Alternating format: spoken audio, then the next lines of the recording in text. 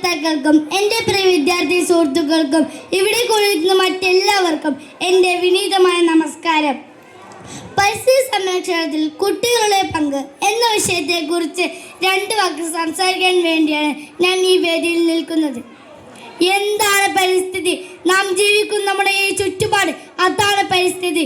ആ പരിസ്ഥിതിയിൽ പൂക്കളും പുഴകളും മരങ്ങളും ചെടികളും ആകാശവും മണ്ണും ജൈവവും അജൈവവുമായ ഘടകങ്ങൾ ഉൾക്കൊള്ളുന്നു.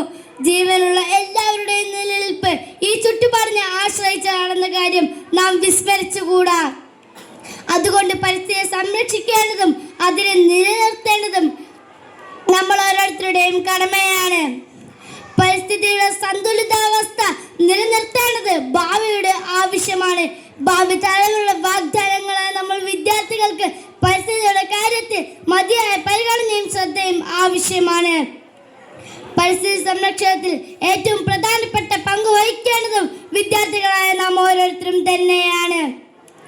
നാം നേരിടുന്ന ഏറ്റവും വലിയൊരു വിപത്താണ് പ്രകൃതി വിഭവങ്ങളുടെ ചൂഷണം. ജലവും മണ്ണും വായുവും എല്ലാം നമ്മുടെ നിലനിൽപ്പിന് ആധാരമാണ്. ഇവയൊന്നും മലിനമാകാതിരിക്കാൻ നാം പ്രത്യേകം ശ്രദ്ധിക്കേണ്ടതുണ്ട്. പ്രകൃതി വിഭവങ്ങളെല്ലാം ചൂഷണത്തിന് വിധേയമാവുകയാണ്. ആവശ്യമുള്ളത് ഉപയോഗിക്കുന്നതിന് പകരം ആഡംബര ജീവിതത്തിന്റെ കുത്തൊഴുക്കിൽപ്പെട്ട നാം ഇന്ന് ഓസിന് കിട്ടിയാൽ ഓയിൽമെന്റും ഫേസ് ക്രീമാക്കും എന്നതുപോലെ ആർത്തിയോടെ വാരി വലിച്ചാൽ പ്രകൃതി വിഭവങ്ങൾ ഉപയോഗിക്കുന്നത്. നമ്മുടെ രാഷ്ട്രപിതാവായ ഗാന്ധി നമ്മോട് പറഞ്ഞിട്ടുണ്ട്, മനുഷ്യന്റെ ആവശ്യങ്ങൾ പൂർത്തീകരിക്കാനുള്ളത് ഈ ഭൂമിയിലുണ്ട്, ആർത്തി പൂർത്തീകരിക്കാനുള്ളത് ഇല്ല. അത് എത്രമാത്രം ശരിയാണ്. പ്ലാസ്റ്റിക്കിന്റെ ഉപയോഗം, രാസവളങ്ങളുടെ ഉപയോഗം തുടങ്ങിയ പ്രകൃതിക്ക് ദോഷത്തിനിരയാവുന്ന പ്രവർത്തനങ്ങൾ നാം നിർത്തിയില്ലെങ്കിൽ നമ്മുടെ അന്നത്തിൽ കലർന്ന് നമ്മുടെ ജീവന് തന്നെ ഭീഷണിയാവുമെന്ന കാര്യം നാം മറക്കാതിരിക്കുക. സമൂഹത്തിലെ ശക്തമായ അവബോധം നൽകിക്കൊണ്ട് മാത്രമേ ഇതിനൊരു മാറ്റം കൊണ്ടുവരാൻ സാധിക്കുകയുള്ളൂ. ജലവും മറ്റും നാം അനാവശ്യമായി പാഴാക്കി കളയുന്നു. ജലം മാത്രമല്ല, മറ്റു വിഭവങ്ങളും സൂക്ഷിച്ചു മാത്രമേ ഉപയോഗിക്കാവൂ. ഇന്ന് നാം നേരിടുന്ന മറ്റൊരു പ്രശ്നമാണ് ഇലക്ട്രോണിക് മാലിന്യങ്ങൾ. ഇലക്ട്രോണിക് മാലിന്യങ്ങൾ വലിയ പ്രശ്നമാണ് സൃഷ്ടിക്കുന്നത്. പ്രകൃതി നമ്മുടെ അമ്മയാണ്. ആ പ്രകൃതിയെ സംരക്ഷിക്കേണ്ടത് വിദ്യാർത്ഥികളായ നമ്മൾ എന്താണ് ചെയ്യേണ്ടത്? ജൂൺ 5 പരിസ്ഥിതി ദിനത്തിൽ ചെടിയും വെച്ച് ഫോട്ടോയും എടുത്ത് സ്റ്റാറ്റസും ഇട്ട് നടക്കുന്നതിന് പകരം എല്ലാ ദിവസവും ജൂൺ 5 ആക്കി മാറ്റുക.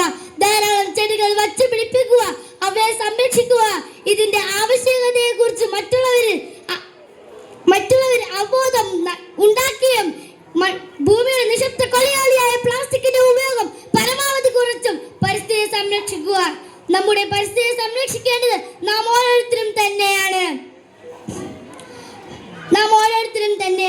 പ്ലാസ്റ്റിക്കിന്റെ ഉപയോഗം, രാസവളങ്ങളുടെ ഉപയോഗം തുടങ്ങിയ പ്രകൃതിക്ക് ദോഷത്തിനിരയാവുന്ന പ്രവർത്തനങ്ങൾ നാം നിർത്തിയില്ലെങ്കിൽ നമ്മുടെ അന്നത്തിൽ കലർന്ന് നമ്മുടെ ജീവന് തന്നെ ഭീഷണിയാവുമെന്ന കാര്യം നാം മറക്കാതിരിക്കുക. താമസിയാതെ അല്ലെങ്കിൽ പിന്നീട് മലിനീകരണമില്ലാതെ ജീവിക്കാൻ ഭൂമിക്കും അവകാശമുണ്ടെന്ന് തിരിച്ചറിയും. മനുഷ്യരാശി അറിയണം